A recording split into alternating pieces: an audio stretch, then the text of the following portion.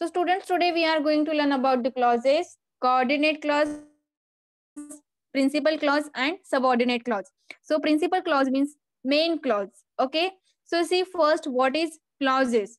Clauses is a group of words. It's related to the group of words which have subject and also verbs.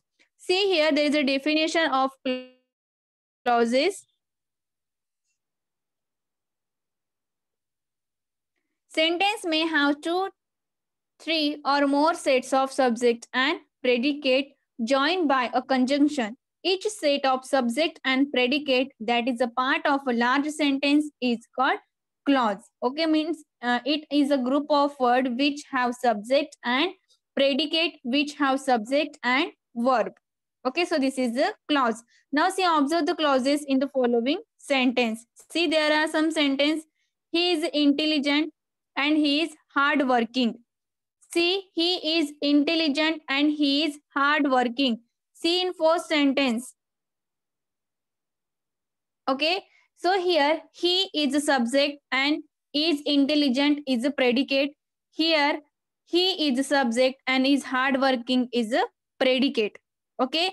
There are both sentence and both sentence are independent. Means you can guess what is the meaning of the sentence. Okay, you can guess complete sense of the sentence. Both the sentence are independent. Okay, he is intelligent and he is hardworking. Both the sentence are connected with a conjunction and. Okay, both the sentence are connected with the conjunction and. Okay, so here he is intelligent is clause and he is hardworking is also a clause. Means there are two clauses in the sentence. Okay, let us see another example.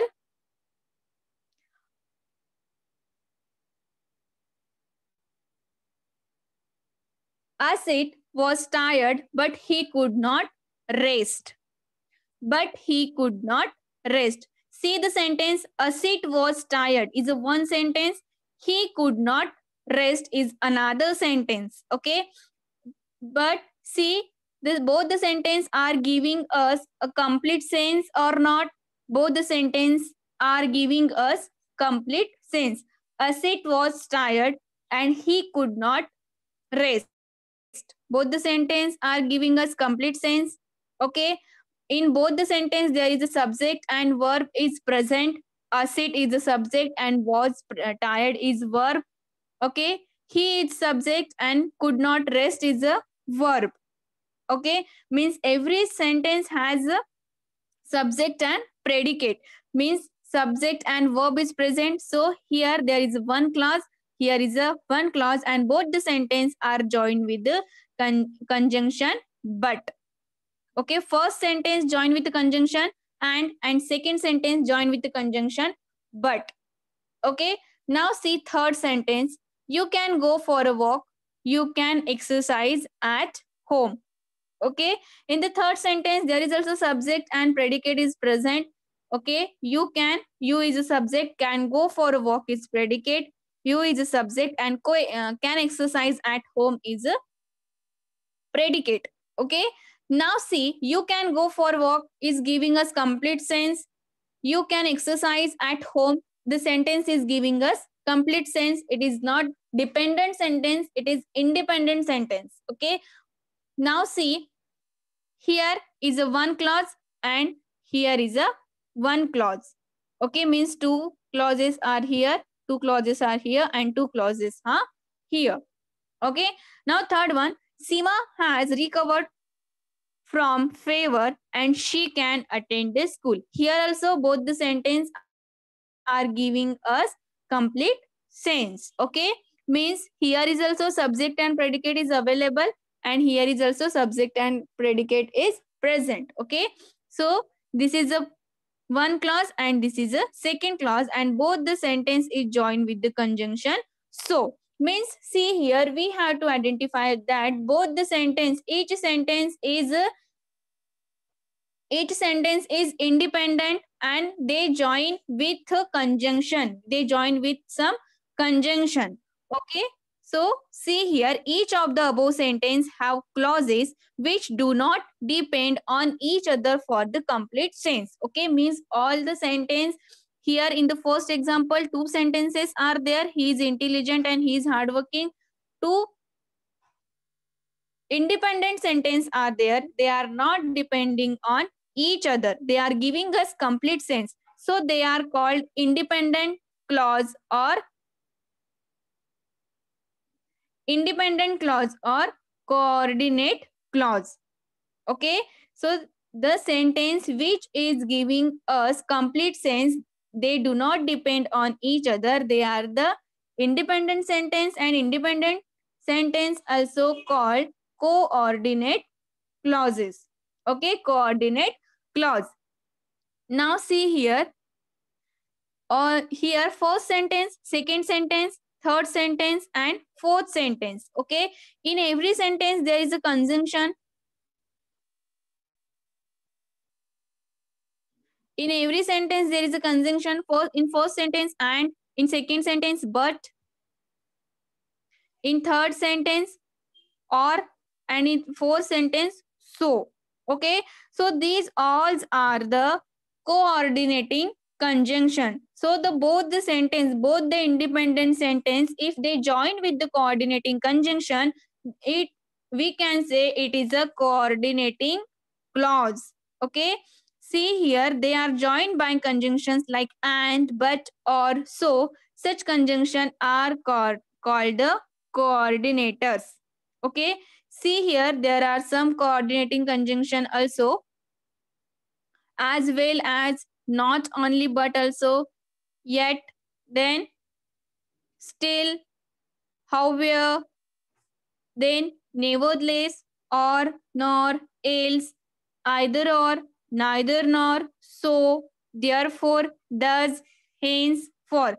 These all are the coordinative conjunction. Okay, in the sentence, see here, there is one example.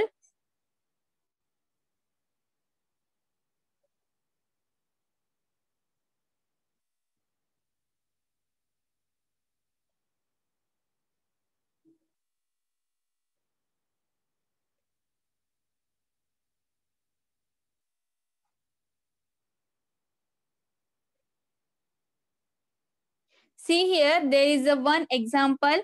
Okay, we return home when school was over. Okay, so in the sentence, we return home, subject and predicate or subject and verb is present. Subject is we and verb is returned. Then when school was over, school is subject and was is verb. Okay.